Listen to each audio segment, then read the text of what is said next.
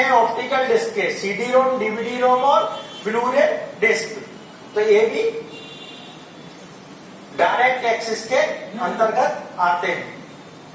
Clear? तो अभी तक अपन ने देखा कि जो मेमोरी होती है मेनली दो टाइप की होती है, प्राइमरी मेमोरी, सेकेंडरी मेमोरी, और फिर उनको फर्दर अपन क्लासिफाइड करते गए और सारा पूरा डायग्राम देखिए, एक पूरा मेमोरी का पार्ट होता है। अलग अलग तरह की मेमोरी होती है, अलग अलग तरह से वर्क करती है। अब अपन धीरे धीरे चैप्टर को स्टार्ट करते हैं इनिशियलाइजेशन से, और फिर उसके बाद धीरे धीरे एक एक चीज को समझते हैं। अब अपन देखते हैं डेफिनेशन ऑफ मेमोरी। स्टार्टिंग में देखते हैं डेफिनेशन ऑफ मेमोरी।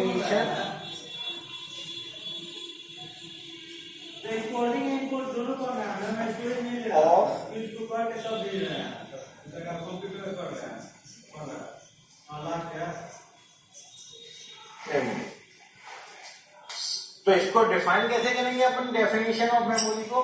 सबसे पहले अपन बोलेंगे it is a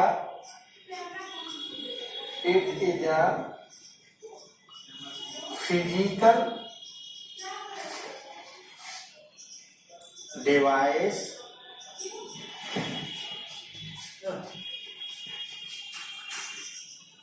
capable of storing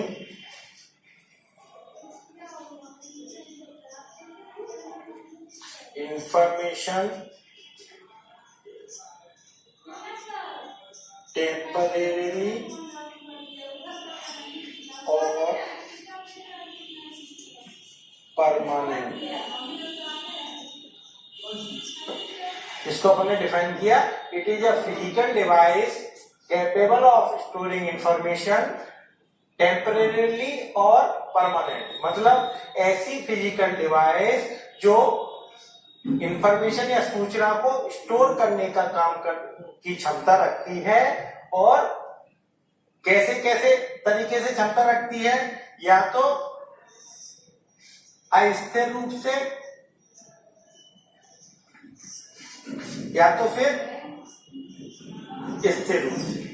तो मतलब मेमोरी स्टोर तो करती है इंफॉर्मेशन को दो तरह से, या तो अस्थिर रूप से या स्थिर रूप से। अस्थिर रूप से मतलब अगर डेटा की प्रोसेसिंग हो रही है, डेटा का प्रोसेस हो गया है, परिणाम आ गया है, अपन को उसको स्टोर करने की जरूरत नहीं है, तो अपन उसको बोलेंगे अस्थिर। अगर डेटा की जरूरत अपन को पड़ रही है, अपन ने उसको सेव करना चाहते हैं और सेव किया है, तो उसको बोलेंगे अपन स्थिर। इसका जो दूसरा फॉर्मेट है वो होता है वॉलेटाइल और नॉन वॉलेटाइल। नॉन वॉलेटाइल और वॉलेटाइल क्या होता है? वॉलेटाइल वह मेमोरी होती है जो अगर कंप्यूटर की लाइट चली जाए या कंप्यूटर एकदम से काम करना बंद करते, तो उस मेमोरी में जो भी डेटा, सूचना या इंफॉर्मेशन है वो आपकी चली जाएगी, इरेज हो जाएगी। तो उसको बोलते हैं वॉलेटाइल मेमोरी। और नॉन वॉलेटाइल मेमोरी का मतलब होता है कि लाइट जाए या ना जाए उससे मेमोरी पे कुछ भी फर्क नहीं पड़ेगा। तो ऐसी मेमोरी जो अपना डेटा सुरक्षित तरीके से रखती है, लाइट जाने के पहले भी और लाइट जाने के बाद भी। कंप्यूटर अगर बंद होता है बीच में, तो भी इसका जो डेटा है वो परमानेंटली स्टोर रहता है। ऐसी टाइप की मेमोरी को अपन बोलते हैं नॉन वॉलेटाइल मेमोरी। और अपन अगर मेमोरी को दूसरे टर्म्स में डिफाइन करना चाहें तो अपन बोलेंगे memory is a hardware component that hold the information. It is a hardware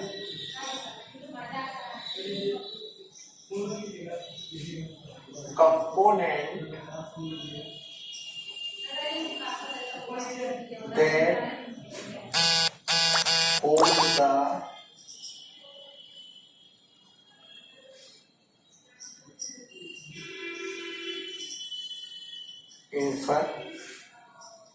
It is a hardware component that hold the information.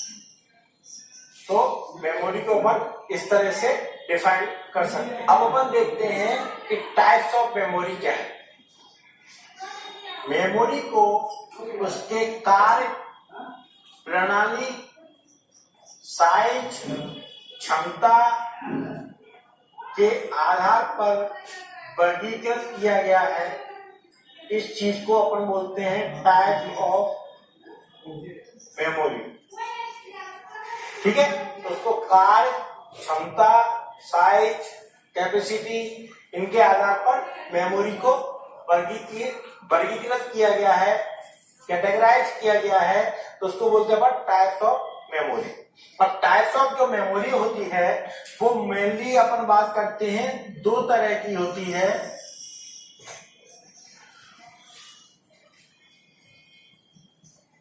पहला जो टाइप होता है वो होता है प्राइमरी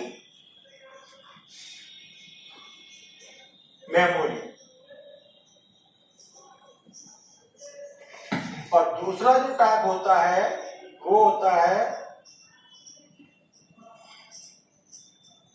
सेकेंडरी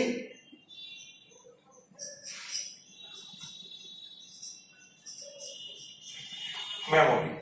दो तरह की होती है, प्राइमरी मेमोरी और सेकेंडरी मेमोरी। जो अपन ने अभी चार्ट बनाया था, पूरा एक डायग्राम बनाया था, उसमें अपन ने देखा था कि प्राइमरी मेमोरी होती है और एक सेकेंडरी मेमोरी होती है। ठीक है, तो अब अपन देखते हैं प्राइमरी मेमोरी क्या होती है। तो सबसे पहले अपन बात करते हैं प्राइमरी मेमोरी क्या होती है।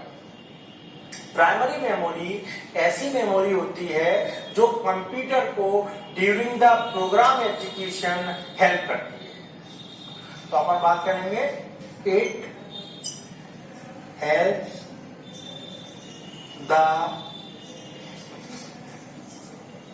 Computer during the program execution.